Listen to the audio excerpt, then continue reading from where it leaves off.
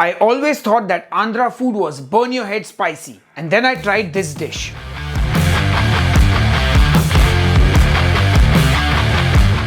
Chepala Pulusu is a sour fish curry that's got a very thin gravy. It's a flavorful dish made by frying curry leaves, onions and tomatoes to make a masala and then adding tamarind water to give it a sour flavor.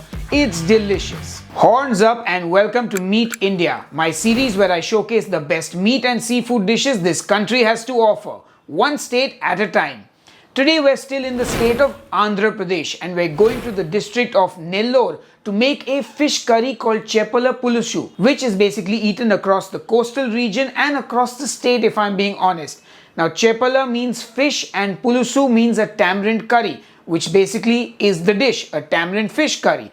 And there are variations of this as well where they use raw mango in it, and I'm sure everyone makes it their own way. Consider this my version, which is also a less spicy version. Anyway, enough jibber jabber, let's get cooking. For this recipe you will need some tamarind because it is a tamarind fish curry. We are now going to soak this in warm water for about 10 to 15 minutes, so pour that water in and set it aside. Now to my blender I add cumin, fenugreek seeds and coriander seeds, and then I blend it into a fine powder. To that I add some garlic and blend that in as well, without any water of course, to create a rustic style masala for the fish. Once that is done, set it aside. The tamarind has finished soaking and now I need to squeeze the life out of it to make tamarind water. So squeeze that tamarind like the government squeezes money out of you. And then we want to pour it out and save the liquid part, and you can discard the tamarind meat or flesh. And now we're ready for our curry. I get my pan on the stove and heat up some oil and then throw in and fry some curry leaves.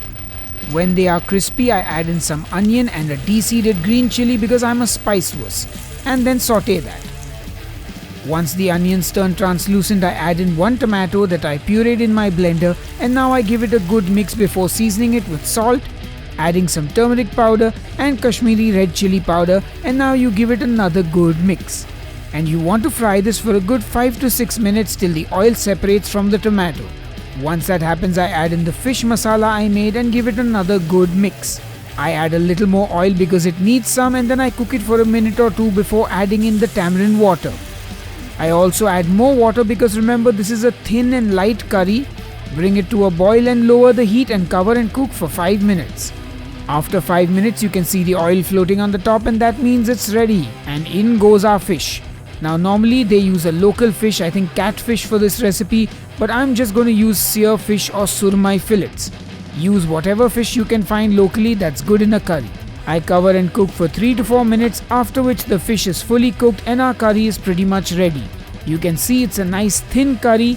Taste it for seasoning, mine needed a bit of salt so I added some, and then I finish with fresh coriander.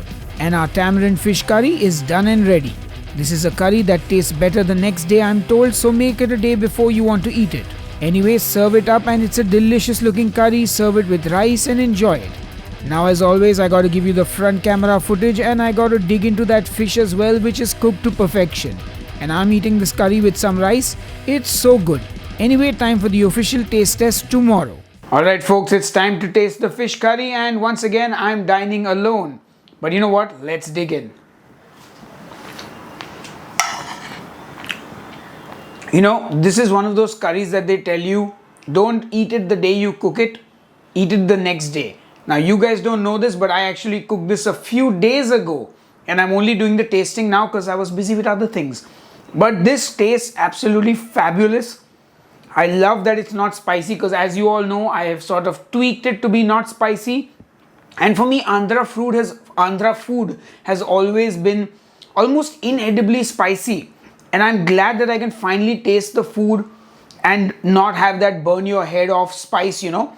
But I have been told that not all Andhra food is spicy. So let me know in the comments what are some of the non-spicy but very delicious Andhra dishes that I should be trying.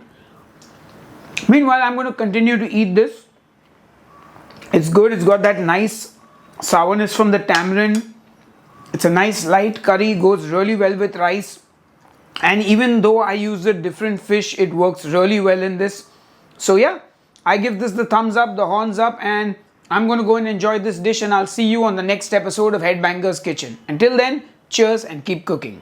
Alright folks, the next state we're going to be going to is Telangana, and if you have any recommendations for meat or seafood dishes from that state, let me know in the comments below. Anyway, a big thank you to everyone who supports me on Patreon and on the YouTube channel memberships. You are all awesome. Thank you.